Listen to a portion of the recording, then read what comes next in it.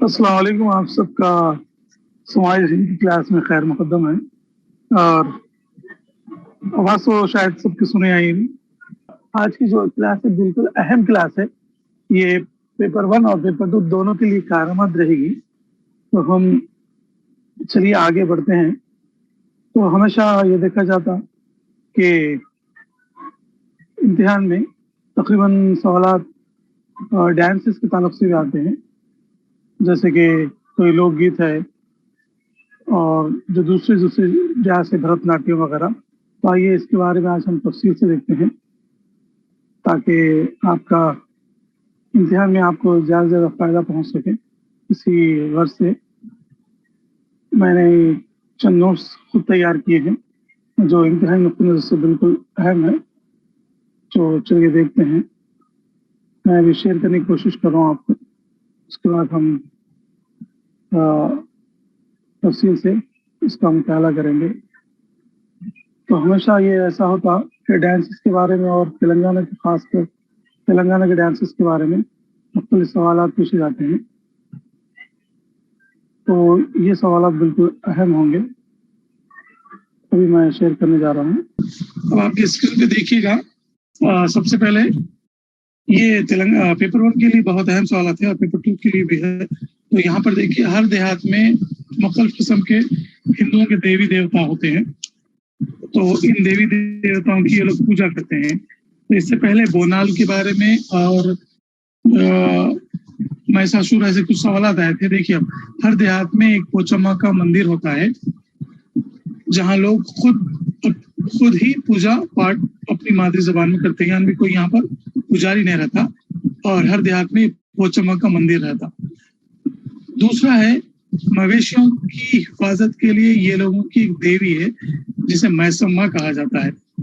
और ये मैसम्मा का जो मंदिर होता है तालाब के किनारे होता है, इसीलिए इसको कट्टा मैसम्मा भी कहा जाता है, यानी ये तालाब की देवी है। तालाब की देवी का नाम है कट्टा मैसम्मा या मैसम्मा। अगर सवाल ऐसा आया मवेशियों की देवी का नाम क्या है, तो उस वक्त आपको बोलना होगा मैसम्मा। अगर तालाब की देवी का नाम आ जाए तो कट्टा मैसम्मा।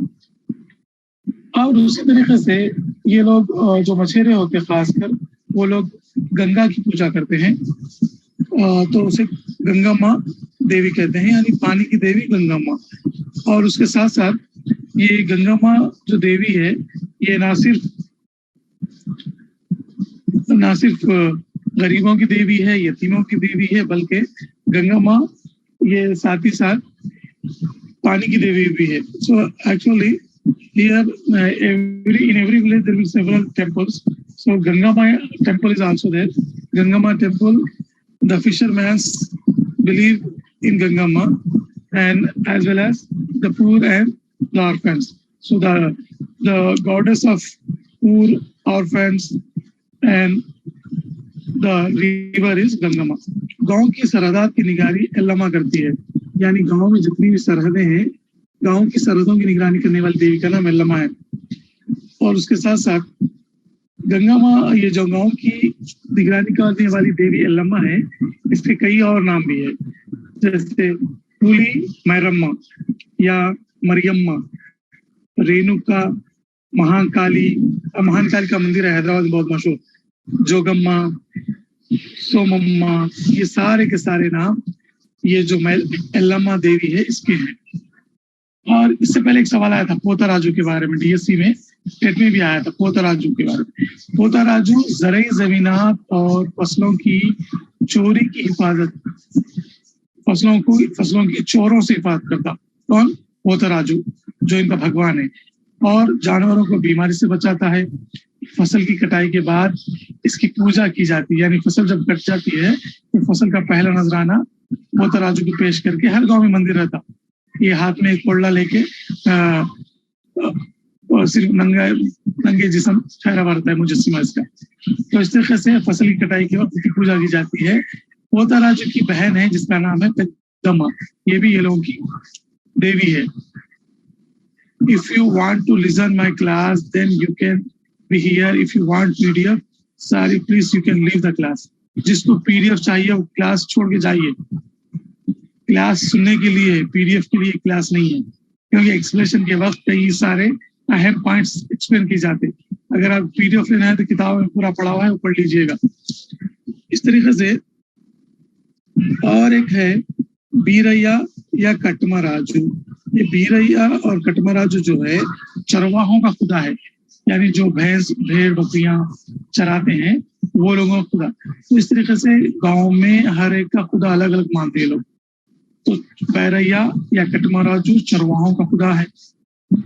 इसके साथ साथ हम लोग जानते हैं कि वरंगल के जिले मेडाराम में यात्रा होती है, और ये यात्रा मेडाराम यात्रा के नाम से मशहूर है. और ये कहाँ होती है? जिले वरंगल के गांव मेडाराम. मेडाराम कौन से मंडल में है? ताड़वाई मंडल में है. तो मेडाराम यात्रा जिले वरंगल के गांव मेडाराम ताड़वाई मंडल में है. ये सवाल इससे पहले आया था मेडाराम यात्रा के बारे में. और रियासत का सबसे पसंदीदा त्योहार बोनाल है. तेलंगाना का सबसे फेवरेट फेस्टिवल बोनाल. 1450 में श्रीनाथ ने पलनाटी वीरा कथा लिखी, जिसमें पोताराजू का जिक्र मिलता है. ये जो पोताराजू इनका खुदा है, जराई जमीनात फसलों की चोरों से हिफाजत, जानवरों को बीमारी से बचाना, ये जो पोताराजू खुदा है उसका जिक्र पहली मरतबा 1450 ईस्वी में श्रीनाथ ने एक किताब लिखी थी, पलनाटी वीरा कथा. उसमें पोताराजू का जिक्र मिलता है. तो इस तरीके से ये लोगों के गांव में मुख्तलिफ खुदा या देवता होते हैं. चलिए इस तरीके से आगे बढ़ते हुए देखते हैं चंद अहम नुकात. ये इम्तिहानी नुक्ते नज़र से बहुत अहम है. अब आप स्क्रीन पे देखिएगा चंद इस्लाही तहरीकों के बारे में. तो हिंदुस्तान में सूफीज़म और उसके अलावा दीगर इस्लाही तहरीकें चली थी, मुख्तलिफ समाज वगैरह थे. तो सबसे पहले सवाल जब आएगा इन इस्लाही तहरीकों के बारे में, तो सबसे इसमें डेट भी जरूर पूछेगा और मुकाम भी पूछेगा. राजा राम मोहन राय ने 20 अगस्त 1828 ईस्वी को ब्रह्मो समाज कलकत्ता में कायम किया. तो कलकत्ता में ब्रह्मो समाज की बुनियाद डालने वाले राजा राम मोहन राय है 20 अगस्त 1828. और इनका मकसद था एक खुदा की परस्तिश, यानी ब्रह्म समाज एक खुदा की परस्तिश की दावत देता है.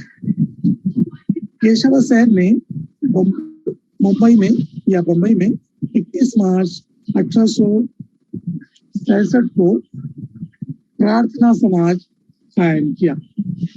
केशव सेन मुंबई में 31 मार्च 1863 ईस्वी को प्रार्थना समाज कायम किया.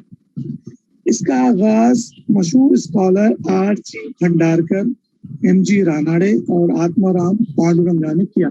यानी केशव सेन मुंबई में जब प्रार्थना समाज कायम कर रहे थे, इसके स्टार्टिंग में जो फॉलोअर्स थे, पहले जो इसमें शामिल हुए, वो लोगों का नाम था R.G. भंडारकर, M.G. रानाडे और आत्माराम पांडुरंगा. तो इम्तिहान में सवाल ऐसा आएगा, आत्माराम पांडुरंगा का इससे ताल्लुक है ब्रह्म समाज, आर्य समाज, प्रार्थना समाज, इस तरीके के सवाल आएंगे. तो यहाँ पर पांडुरंगा, R.G. भंडारकर, M.G. रानाडे, ये तीनों के तीनों केशव सेन के प्रार्थना समाज में शामिल थे. वीराशाह लिंगम ने जनूबी हिंद में इस्लाही तहरीकें चलाई. यानी जिस वक्त कलकत्ता और शुमाली हिंद में समाज की इस्लाही तहरीकें चल रही थी, उस वक्त आंध्र प्रदेश में जनूबी हिंद में वीराशाह लिंगम ने इस्लाही तहरीकें चलाई. और इन्होंने वीराशाह लिंगम ने ब्रह्म समाज की बुनियाद जनूबी हिंद में डाली. केशव सेन रामकृष्ण परमहंस के शागिर्द बने. कब बने? 21 मई 1887. यानी केशव सेन 21 मार्च 1867 को प्रार्थना समाज मुंबई में कायम करने के बिल्कुल 20 साल बाद वो रामकृष्ण परमहंस के शागिर्द बने, उनकी तालीमात से मुतासिर हुए. स्वामी विवेकानंद ने रामकृष्ण मिशन कायम किया. कहाँ पर कायम किया? बेल्लोर मठ, कलकत्ता में. तो स्वामी विवेकानंद ने रामकृष्ण मिशन कायम किया। स्वामी विवेकानंद के बारे में अक्सर और बेशतर सवाल किए जाते हैं क्योंकि ये इस्लाही तहरीकों में सबसे अहम थे। तो रामकृष्ण मिशन का क़याम कहाँ पर हुआ? सबसे पहले बेल्लोर मठ, बेल्लोर एक मुकाम है, मठ है, और ये शुरू हुआ 1 मई 1897।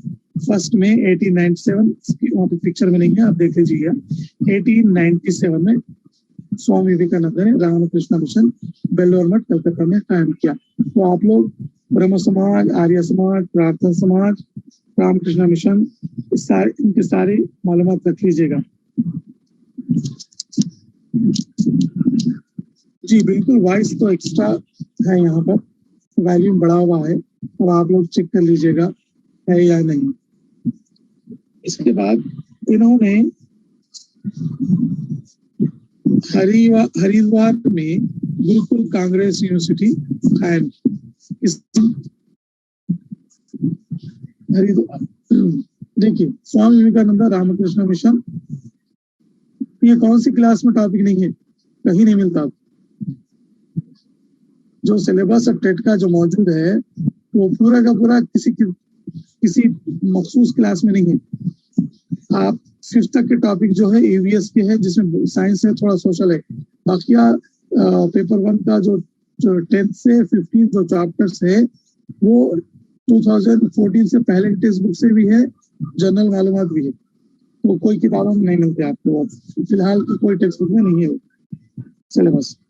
तो यहाँ पर आप सुन लीजिएगा, स्वामी विवेकानंद ने रामकृष्ण मिशन कायम किया बेल्लोर मठ में 1 मई 1887 में।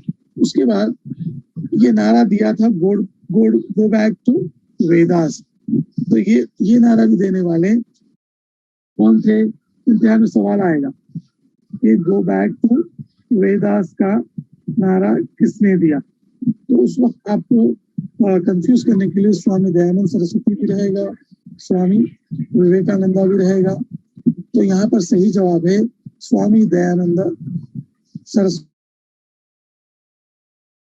सरस्वती ने आर्य समाज कायम किया और गो बैक टू वेदास का स्लोगन दिया। तो इस तरीके से ये आर्य समाज, ब्रह्म समाज, प्रार्थना समाज, ये सारे के सारे हैं। और आर्य समाज की बुनियाद पड़ी 10 अप्रैल 1875 को करगांव, मुंबई। दयानंद सरस्वती ने आर्य समाज की बुनियाद कब डाली? 1875 को करगांव, मुंबई में। और उसके बाद इन्होंने हरिद्वार, उत्तर प्रदेश का एक मुकाम है, वहां पर गुरुकुल कांग्रेस यूनिवर्सिटी कायम की। इनका मकसद ये था कि सारे के सारे समाज के तबकों को बिना जात तकलीफ के तालीम पहुंचाना। और उसके बाद मुसलमानों के सबसे बड़े इस्लाही रहनुमा सर सैयद अहमद खान ने 1864 ईस्वी में साइंटिफिक सोसाइटी कायम की। तो देखिए, अब 1864 में जो सर सैयद अहमद खान अंग्रेजी तालीम की वकालत कर रहे थे, तो उस वक्त हजारों, लाखों, करोड़ों मुसलमान इनकी मुखालिफत कर रहे हैं। और आज भी यही हाल है। आज भी हम अंग्रेजी तालीम को तरजीह नहीं देते हैं, क्योंकि हम लोग खुद घर से मतलब परस्त हैं। हम किसी भी चीज को अपनी मफाद की खातिर उसका अपोज करते हैं या उसको सपोर्ट करते हैं। तो बहरहाल सर सैयद अहमद खान 1864 में साइंटिफिक सोसाइटी कायम की, जो बाद में 1875 में Anglo Mohammedan Anglo oriental college था, 1875 में कायम किया था सर सैयद अहमद खान ने। पहले साइंटिफिक सोसाइटी कायम करे ताकि मुसलमानों में साइंसी नुक्ते नजर फरोग पा सके, पुरानी फरसुदा रसूमात, ये वो चीजों से उनका छुटकारा हासिल हो सके। 1875 में इन्होंने क्या किया? मोहम्मदन एंग्लो ओरिएंटल कॉलेज कायम किया। उसके बाद जो अलीगढ़ मुस्लिम यूनिवर्सिटी बन गया, और ये अलीगढ़ मुकाम पर भी कायम किया गया था। और इसके बाद अहम एक आता है शारदा एक्ट। 1929 में जब लड़कियों की शादी की उम्र बहुत, बचपन की शादियां ज्यादा हुआ करती थी, तो 1929 में शारदा एक्ट आया था, जिसमें लड़कियों की बेहतरीन शादी की उम्र 14 बरस कर दी गई। उसके बाद 1878 में फिर से लड़की की उम्र 18 से 21 साल कर दी गई। 1978 में लड़की की उम्र 18 से 21 साल कर दी गई। और 1829 में सती की रस्म पर पाबंदी आयद की गई। शारदा एक्ट, सती की रस्म, प्रार्थना समाज, आर्य समाज, ब्रह्म समाज, इस सारे के सारे अहम सवाल थे। ईश्वर चंद्र विद्यासागर ने बेवाओं की शादी की हिमायत की। सबसे पहले इस्लाही रहनुमा जिन्होंने बेवाओं की दोबारा शादी की वकालत की वो थे ईश्वर चंद्र विद्यासागर।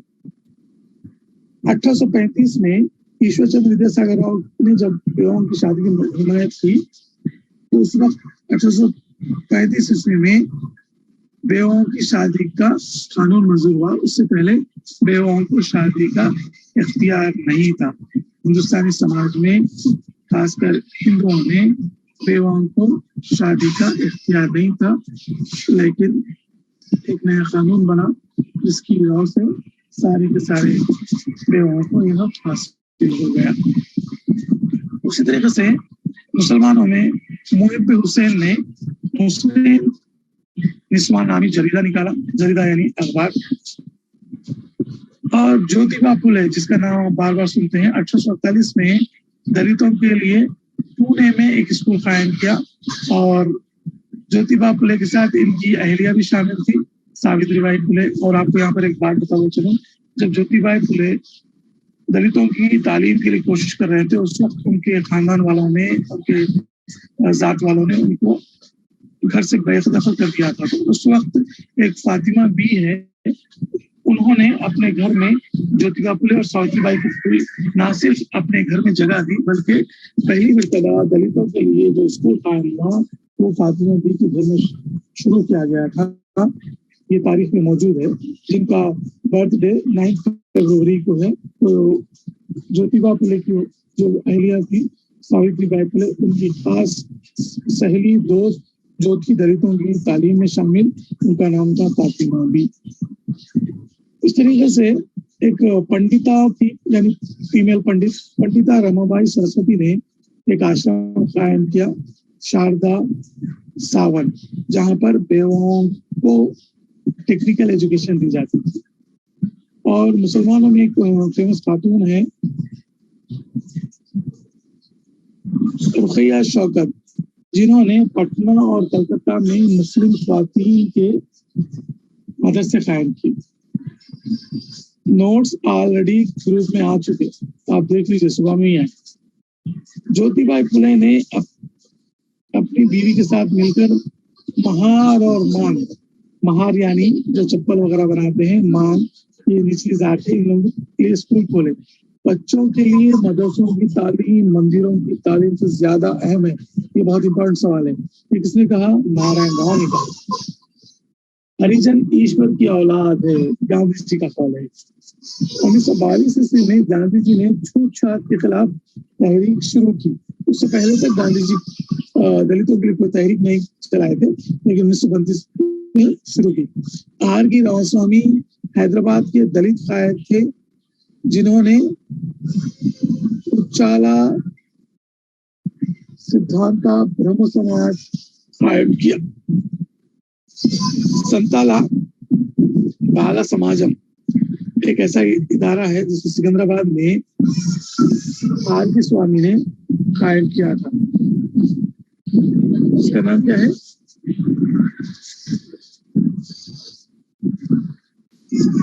आर.गी. रामास्वामी। आर.गी. रामास्वामी हैदराबाद के दलित कायद है।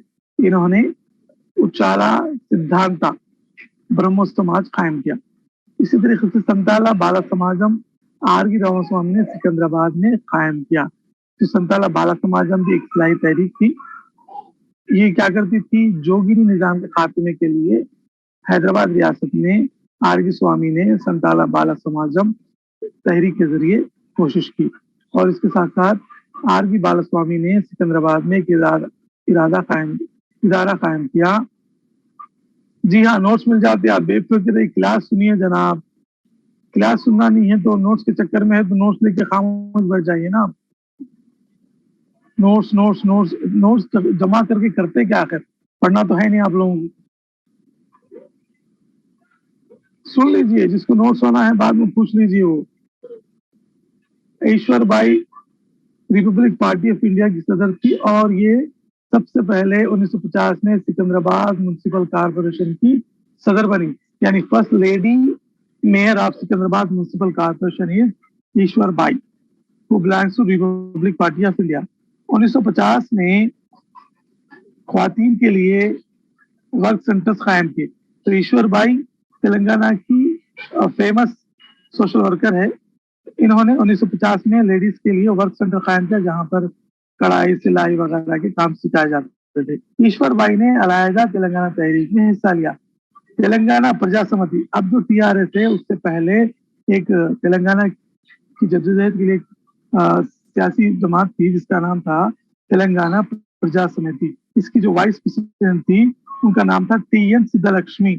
यह अहम सवाल है। तेलंगाना प्रजा समिति 1 नवंबर 1956 में जब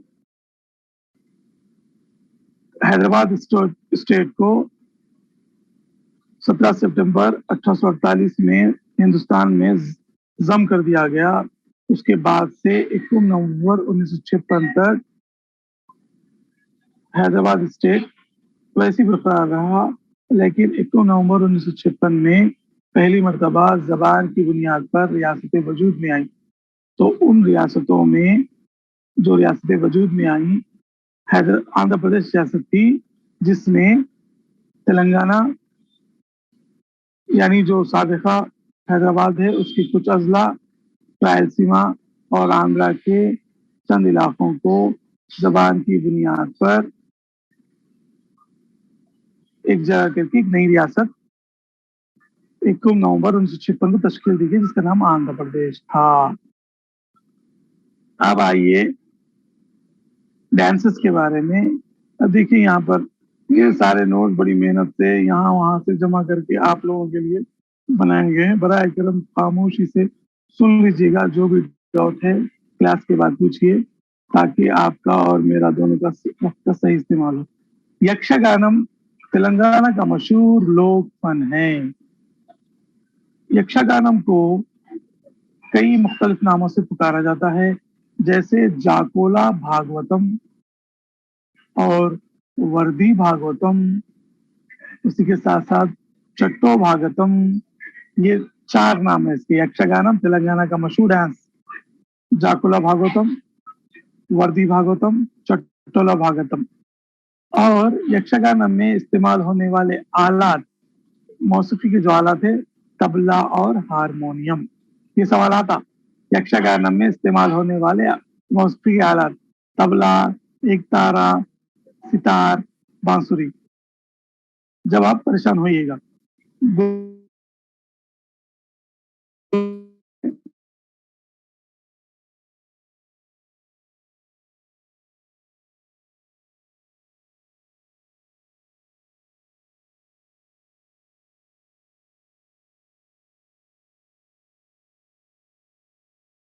हैदराबाद की तेलंगाना का हिस्सा ये भी। और दूसरा डांस में इस्तेमाल होने वाले मौसीकी के आलात है दप्पू।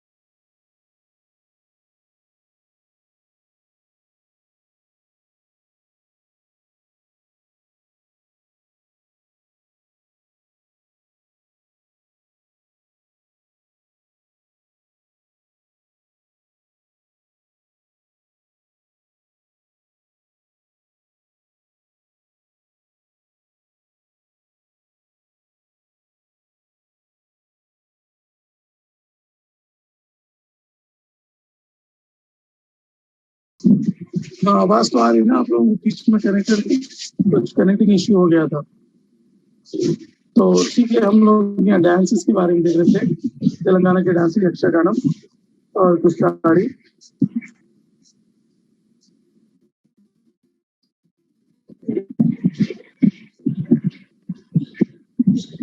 चलिए देखते हैं और मजीद तफसीलात। थोड़ा सा नेटवर्क इश्यू चल रहा है, पता नहीं क्या हुआ।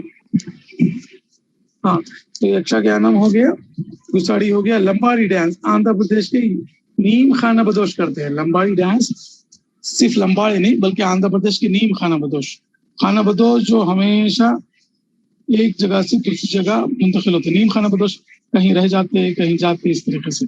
लंबाड़ी डांस आंध्र प्रदेश का है, नीम खाना बदोश करते हैं। सादिर नाच देवदासी मंदिरों में करती हैं। ये सादिर नाच जो है, हाँ, गुसाड़ी आदिलाबाद का डांस है। यक्षगानम भी है।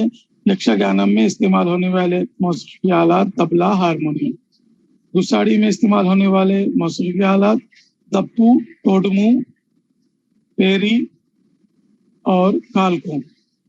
साधनाथ देवदासी मंदिरों में करती हैं। ये आंध्र प्रदेश तेलंगाना में 2 जगह होता है। कोरवांची ये एक मखसूस किस्म का डांस है। जब लड़की मोहब्बत में कामयाब हो जाती है तो मधो यानी अपने ख्यालात का इजहार करती है, उस किस्म के डांस को कोरवांची कहते हैं। कुचिपुड़ी, ये अहम सवाल है। कुचिपुड़ी नाटक की शक्ल है जिसे मर्द नाटक के रूप में पेश करते हैं। कुचिपुड़ी आंध्र प्रदेश का डांस है। कुचिपुड़ी आंध्र प्रदेश का है, यक्षगान तेलंगाना का है। इब्तिदा में खाना बदो, चरवाहे, बुर्रा कथा, गाला सोदुलू, यानी इब्तिदा में खाना बदोश लोग एक बुरा कथा है। बुरा कथा दरअसल तेलुगु में किस्सा गोई का फन है। इसमें किस्सा बोलने वाले लोग हाथ में एक तारा, जिसमें एक तार रहता, वो साज लेकर बजाते हुए कोई किस्सा या कहानी बोलते हैं। तो बुर्रा जो तेलुगु में है उसका असल उर्दू में माना है तंबूरा। एक तार वाला जो मौसीकी का आला होता है, वो तंबूरा बजाते हुए 1 या 2 अफराद, उसमें कम से कम बुर्रा कथा में 2 या 3 लोग शामिल रहते हैं। एक आदमी बुर्रा बजाता है यानी एक तारा, और दूसरे 2 या 3 आदमी या एक आदमी मटका, डोटकी बजाता है। तो बुर्रा कथा में लोग अपनी जरूरतों के बारे में या अपने ख्यालात को किस्से की कहानी में बोलते हैं। बुर्रा कथा मशहूर और मारूफ तेलंगाना का लोक फन है, जो शाम के औकात में 2 से 3 घंटे का प्रोग्राम होता है। संकारा सत्यनारायण की बुर्रा कथा 1944 में बहुत मशहूर थी, जिसमें एक मुस्लिम दीखान की बहादुरी, यानी मुस्लिम खातून है जिन्होंने उस वक्त के जागीरदारों के खिलाफ, साहूकारों के खिलाफ जद्दोजहद की, जिसमें शहादत हासिल की। तो उस मुस्लिम औरत की बहादुरी का किस्सा संकारा सत्यनारायण की बुर्रा कथा में है, जो 1944 में लिखी गई। तो बुर्रा कथा में मुख्तलिफ किस्म के मज़ामीन होते हैं, समाजी मज़ामीन या खुद की ज़रूरियात के बारे में। फिलहाल तेलंगाना में बुर्रा कथा का इस्तेमाल हुकूमत की मुख्तलिफ स्कीम्स के बारे में लोगों में अवेयरनेस लाने के लिए, स्पेशली शाम के औकात बस स्टैंड या जहाँ कहीं भीड़ भाड़ हो ऐसे इलाकों में हुकूमत की जाने से किया जा रहा है, और आम लोग भी करते बुर्रा कथा प्रेजेंट। उसके बाद है तोलू बुम्मलाटा यानी कठपुतली। कठपुतली में जो कठपुतली इस्तेमाल होती है उसकी लंबाई कम से कम 1 फीट और ज्यादा से ज्यादा 6 फीट लंबे कठपुतलियां इस्तेमाल की जाती है। ये भी एक हिंदुस्तान का फन है। अब उसके बाद देखिए दूसरा है भरतनाट्यम। हिंदुस्तान का कदीम नाच है जिसका ताल्लुक तमिलनाडु से है। और इससे पहले जो हम कठपुतली के बारे में बोले, कठपुतली का पूरे हिंदुस्तान में एक ही कोऑपरेटिव सेंटर है, इमदाद बहामी का मरकज जो है अनंतपुर में। भाग्य रेड्डी वर्मा ने हैदराबाद में देवदास निजाम के खिलाफ मुहिम चलाई थी। इससे पहले हम देखते हैं मुख्तलिफ और डांसेस जो बचे हुए हैं। कथक जो है शुमाली हिंद में है, उत्तर प्रदेश, दिल्ली, पंजाब, राजस्थान, मध्य प्रदेश। उत्तर प्रदेश, दिल्ली, पंजाब, राजस्थान, मध्य प्रदेश में कथक। कथकली जो है, कथक अलग है, कथकली अलग है। कथकली केरला का है। कथा के माने है किस्सा गोई। कथकली के माने है किस्सा बोलना। बुरा कथा में भी किस्सा बोलते, वो तेलंगाना का है। कथकली केरला का है, और मोहिनीअट्टम भी केरला का है। चाहू नाच कोलकाता, और घूमर घूम घूम के जो गाते, घूमर घूमर एक सॉन्ग है, वो राजस्थान का है। लावनी महाराष्ट्र का है। वांचू नाच अरुणाचल प्रदेश। भांगड़ा पंजाब। और उसके बाद है चिराओ नाच, ये है मिजोरम का। तो इस तरह से मुख्तलिफ डांसेस है, इसको याद रखना जरूरी है, इम्तिहान में सवाल आते हैं। चलिए, रुक्मणी देवी भरतनाट्यम की तजदीद कार है, यानी भरतनाट्यम में चेंजेस किए गए वो करने वाली शख्सियत है रुक्मणी देवी। इन्होंने क्या करे, बेंगलुरु की रोना गारतम्मा बाला सरस्वती के साथ मिलकर ये काम करे। रुक्मणी देवी का एक इंस्टीट्यूट है जिसका नाम है कला क्षेत्र। प्रीनी नृत्यम भी एक डांस है। पेरनी नृत्यम, सॉरी, पेरनी नृत्यम, नृत्यम यानी डांस। पेरनी नृत्यम डांस शिवा जो हिंदुओं का खुदा है उसकी परस्तिश में नटराज की मूर्ति के आगे किया जाता है। पेरनी नृत्यम की तफसीलात को जयापा सेनानी, ये सवाल आया था इससे पहले, जयापा सेनानी ने तहरीर किया। और जयापा सेनानी जो है गणपति देवा यानी काकतीय सल्तनत के राजा गणपति देवा का मशहूर रक्कास था जिसका नाम था नटराज रामकृष्णा। नटराज रामकृष्णा गणपति देवा का मशहूर रक्कास था। और एक डांस हाँ जी हाँ, मौसीकी का आला डप्पू जो है, यानी जो दफ रहता, जो लोग बजाते हैं, मौसीकी का आला गोल रहता, मरफे में बाज लोग इस्तेमाल करते हैं, वो बकरी की खाल से बनाया जाता है। तो इस तरीके से ये मुख्तलिफ डांसेस भी आपको पढ़ना जरूरी है ताकि इम्तिहान में पूछे गए सवालात का आप जवाब दे सके। जी हाँ, अब यहाँ पर चंद सवाल देखते हैं। रामैया 11वीं से 30वीं में जनूबी हिंदुस्तान में पैदा हुए जो अलवारिस से बेहद मुतासिर थे। ये जैन मत और बुद्ध मत के बारे में है। जैन मत बुद्ध मत के बारे में नई किताबों में कोई मवाद नहीं है, ये 2014 से पहले के टेक्स्ट बुक्स में है। रामानुहा ने मंदिर की इबादत में बहुत हद तक नीची जात के लोगों को भी जगा दी। रामानुजा जो है ये वो शख्स है जो नीची जात के लोगों को मंदिर में आने की इजाजत दिए थे। इन्होंने विशिष्टा देवेत्ता ये किताब लिखी जिसमें खुदा के एक होने का तस्वुर पेश किया गया। जिस तरीके से मुख्तलिफ तहरीकें शुरू हुई थी उस दौर में, और वो सारी इस्लाही तहरीकें जो थी वो रस्म रिवाज और मूर्ति पूजा की मुखालिफत में थी। इसी तरीके से 17वीं ईस्वी के मराठी के नामवर शायर है जिनका नाम है ज्ञानेश्वर नामदेव एकनाथ और तुकाराम, ये मराठी के मशहूर शायर थे। ये पेपर 1 में सिलेबस है, पेपर 2 में भी है। इनके साथ ख्वातीन भी थी जैसे सक्कूबाई और चोखा मेला का खानदान जो कि अछूत मोहर जात से था। तो इस खानदान की खातून थी सक्कूबाई। ये जो लोग थे इलाकाई रिवायती भक्ति, जो यानी जो इलाके में विष्णु का अवतार अपने आप को समझ के भक्ति तहरीक चलाते थे, यानी एक खुदा का दर्ज देते थे। ये लोगों का जो विष्णु का अवतार का जो मंदिर था वो पिंडपुर में वाक़ है, ये महाराष्ट्र का है। इनका क्या यकीन था कि खुदा तमाम लोगों के दिलों में बसता है। ये किसका यकीन था? विष्णु का अवतार समझने वाले रिवायती भक्ति विठला का। भक्ति विठला महाराष्ट्र के वो लोग थे जो एक खुदा की परस्तिश की दावत दे रहे थे। नरसिंह मेहता ने कहा विष्णुवास वो लोग हैं जो लोगों का दर्द समझते हैं। तो इस तरीके से कई इस्लाही तहरीकें शुरू हुई थी। आइए और कुछ इंपॉर्टेंट पॉइंट्स देखते हैं।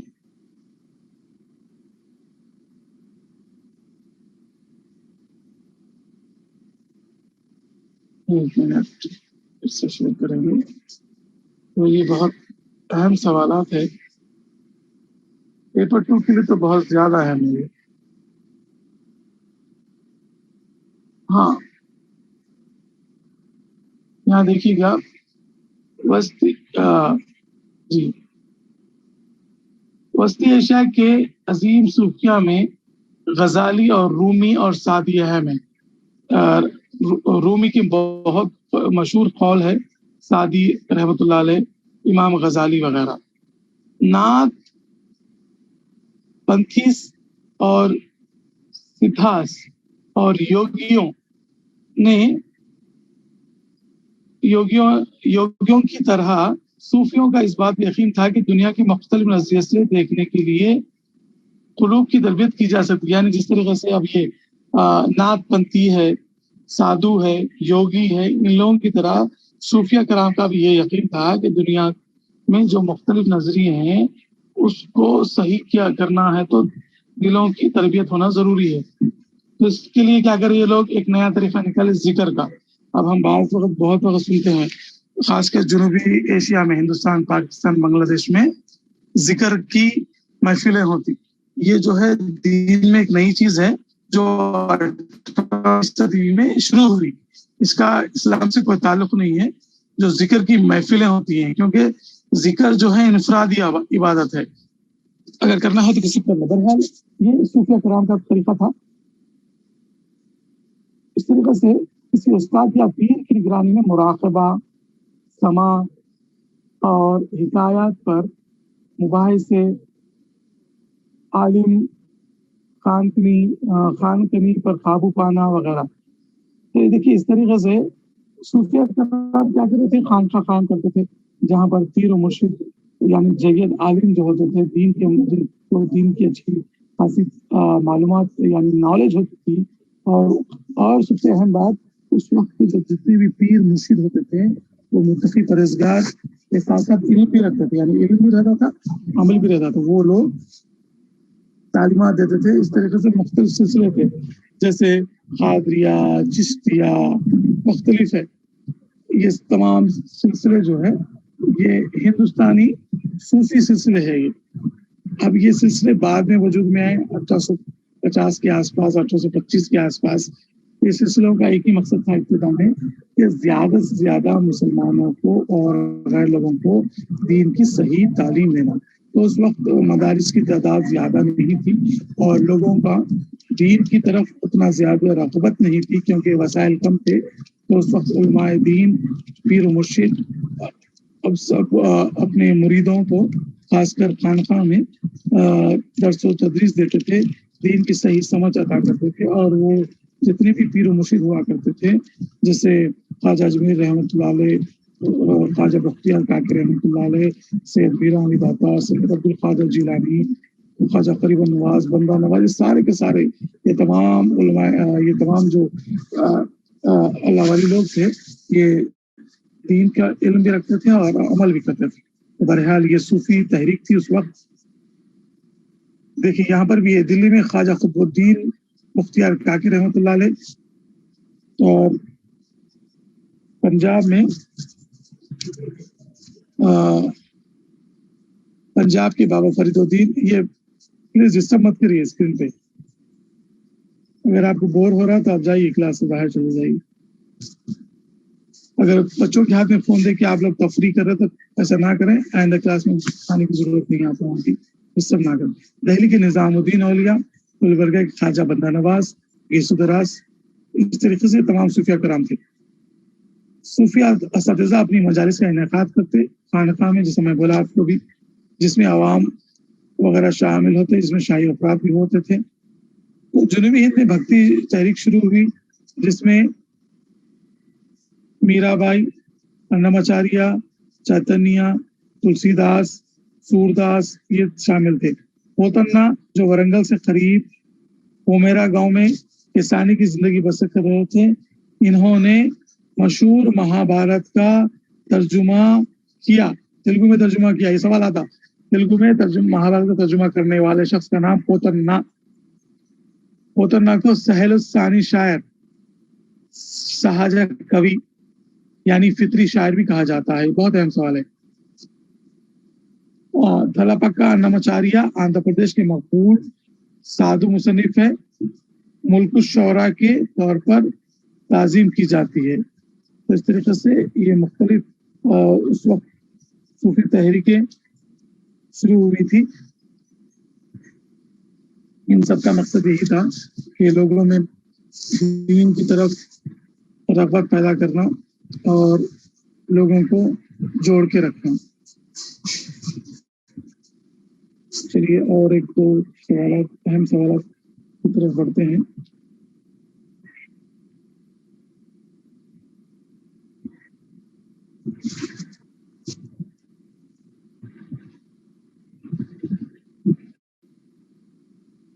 चैतन्य महाप्रभु विष्णु भक्ति योगा की मुमताज अलंबरदार थे, जो भगवत पुराण और भगवत गीता फलसफे को की बुनियाद पर है। यानी ये जो चैतन्य महाप्रभु है विष्णु मत के सबसे अहम शख्स थे। इन्होंने हरे कृष्णा का मंत्र दिया, और जो सुनते हरे कृष्णा हरे रामा वगैरह, ये जो मंत्र देने वाले कौन है? चैतन्य महाप्रभु। कंजला गोपन्ना श्री राम का अकीदतमंद था और कर्नाटक का मौसीकी का मौजूद है। ये कर्नाटक का जो म्यूजिक है ना, उसको इन्वेंट करने वाला कंचला गोपन्ना, वो तेलुगु जबान के वैज्ञाकारों में से था। ऐसा शख्स जो वैज्ञा किसे कहते हैं? ऐसा शख्स जो नज़म लिखता है और इसकी तर्ज खुद बनाता है, यानी राइटर एंड कंपोजर। इन्होंने भद्राचलम के मुकाम पर भगवान राम का मशहूर मंदिर तामीर करने के लिए याद किया जाता है। यानी जो कंजला गोपन्ना है भद्राचलम, ये भद्राचलम कहाँ है? खम्मम, तेलंगाना। वहां पर मशहूर राम का मंदिर तामीर किया। गोपन्ना ने भगवान राम पर 108 नज़मों का मजमू मुरत्तिब किया, जिसे 10 राटी शकुंतलम कहते हैं, शाकोतम। तुलसीदास ने भगवान को राम के रूप में सोचा, ख्यास किया और कई दोहे लिखे।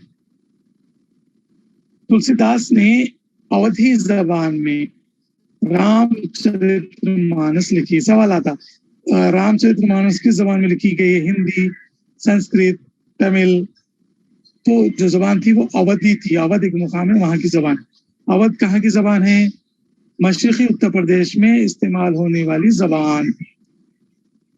तुलसीदास के हम असर आसाम के शंकर देव थे। इन्होंने भगवान विष्णु की अकीदत पर जोर दिया और आसामी जबान में नज़में और ड्रामे लिखे। आसामी जबान में नज़म लिखने वाले शख्स का नाम है तुलसीदास। तुलसीदास अवधी जबान में लिखे, आसामी जबान में लिखे। मीराबाई राजपूत शहजादी थी और मीराबाई कृष्णा की मोहब्बत में गिरफ्तार थी, भगवान कृष्णा की। मीराबाई भगवान कृष्णा की मुतक़िद थी। इसने कृष्णा की अकीदत में मुतादिद भजन लिखे। इसके गाने ऊंची जात के उसूलों के खिलाफ खुला चैलेंज थे। गुजरात और राजस्थान की आवाम में मकबूल है। मीराबाई हम लोग भी जानते हैं। कबीर 1500 सदी के एक बासर संत थे, यानी ये साधु थे, सूफी थे। इनकी परवरिश वाराणसी बनारस के करीब मुस्लिम जौला है, कपड़े बुनने वाले खानदान ने की थी। कबीरदास। कबीर के ख्यालात दोहों की वसी मजमुए हैं, जिन्हें सखी कहा जाता है और पढ़ भी कहते हैं। दोहे, कबीरदास जो दोहे लिखे ना, वो दोहे को सखी और पढ़ कहते हैं। जो ज्यादातर भटकते फिरने वाले भजन गायकों ने गाए। कबीरदास के दोहे बहुत मशहूर है। दोहे यानी 2 लाइन रहते। इनमें से चंद को गुरु ग्रंथ साहब, पंचवानी और तेजक में जमा करके महफूज कर दिया गया। सिख लोग क्या करे, कबीर के दोहों को अपनी मुक़द्दस किताबों में शामिल कर लिए। इनकी शायरी इल्म फहम हिंदी जबान में थी, आम फहम हिंदी जबान में थी, जो आम लोगों के समझ में आती। गुरु नानक की पैदाइश तलवंडी पाकिस्तान में वाक़े पाकिस्तान में वाक़े नालकाना साहब में हुई। गुरु नानक जो सिखों के सबसे बड़े गुरु है, आप दूर दूर तक गए, फिर करतारपुर, दरियाए यूवी पर वाक़े डेरा बाबा नायक पर एक मरकज कायम किया। तो गुरु नानक की पैदाइश पाकिस्तान में हुई थी, तो उन्होंने सिख मजहब को इजाद किया, यानी सिख मजहब के लोग गुरु नानक को मानते हैं, उनकी इबादत करते हैं, उनको बहुत अकीदत से चाहते हैं। गुरु नानक बिला लिहाज मजहब, मिलत, रंग, जात वगैरह एक जगह मिलकर खाना खाते हैं, इनके साथ सब लोग मिलजुल कर रहते थे। गुरु नानक ने नाम, दान और इंसान अल्फाज इस्तेमाल किए जो इनकी तालीमात का निचोड़ है। क्या क्या है गुरु नानक ने? नाम, दान, इंसान, ये अल्फाज। इस तरीके से हिंदुस्तान की चंद इमारतों के बारे में भी पेपर 1 में, पेपर 2 में है, वो देख लीजिएगा। कुतुब मीनार कुतुबुद्दीन ऐबक ने लगभग 1199 में तामीर करवाया। 8वीं और 18वीं सदी ईस्वी के दरमियान हुक्मरानों ने, इनके ओहदेदारों ने 2 किस्म की तामीरात करवाई। पहली किस्म की इमारतों में किले और महलात, मकबरे थे। दूसरी किस्म की तामीरात में मनादिर, मसाजिद, तालाब, कुएं, सहराए, गेस्ट हाउस, वो बाजार वगैरह थे। तो उस जमाने में 8वीं और 18वीं सदी में 2 किस्म की इमारतें थी, किले, महल एक, दूसरे में मस्जिद, मंदिर, तालाब वगैरह। कुतुब मीनार 5 मंजिला इमारत है। कुतुबुद्दीन ऐबक ने इसकी पहली मंजिल की तामीर करवाई। बकिया इमारत की तकमील अल्तमश ने 1229 में करवाई। ये सवाल आ सकता, बर्निंग इशू है। मस्जिद क़ुव्वतुल इस्लाम दिल्ली में है, ये सवाल भी आया था CBSE में और टेट में। इमारतों में 2 उम्मीदी सुतून पर आड़े सुतून या शतर रखकर छत, दरवाजे, खिड़कियां बनाई जाती थी। इस तरह की तामीर को टेराबेट या कार्बलेट तरीका कहा जाता है। ये सवाल भी आया था। इस तरीके से कई मनादिर, मसाजिद वगैरह तामीर किए गए। खंडारा महादेव मंदिर, जो शिव के नाम से मानून है, की तामीर चंदेल राजा धनक देव ने करवाई। तो आप पढ़ लीजिएगा लाल किले के बारे में, कुतुब मीनार के बारे में, ताजमहल के बारे में, गोलकुंडा किले के बारे में और चंद मशहूर मनादिर के बारे में हिंदुस्तान की पढ़ लीजिएगा। अस्सलाम वालेकुम सर, बुरा कथा के मशहूर व मारूफ बोल के आप बोले, लेकिन इसके मुसन्निफ है कोई लिखे से वाले 2 से 3 बजे शाम कुछ बोले ना आप। फिर एक बार वो नोट्स बोलिए सर, एक लाइन बोलिए। बुरा कथा के मशहूर व मारूफ। बुरा कथा, एक मशहूर बुरा कथा जो लिखे थे, बुरा कथा में किस्सा कोई रहती, यानी लोगों की जरूरियात के बारे में वो लोग बयान करते हैं, या कोई किस्सा वगैरह भी इसमें है तो शामिल हो जाता है। ठीक है, नोट्स मिल जाते हैं आपको तफसील से। तो बुरा कथा में तंबूरा इस्तेमाल होता, 1 या 2 अफराद साथ में शामिल होते, एक तंबूरा बजाते और बाकी 2 लोग मटका बजाते। बुरा कथा जो मशहूर बुरा कथा है सत्यनारायण की है, जो 1944 में लिखी गई थी, जिसमें एक मुस्लिम देखान का मतलब है फार्मर, मुस्लिम फार्मर लेडी की बहादुरी और शुजाअत का जिक्र है। ठीक है, जज़ाकल्लाह।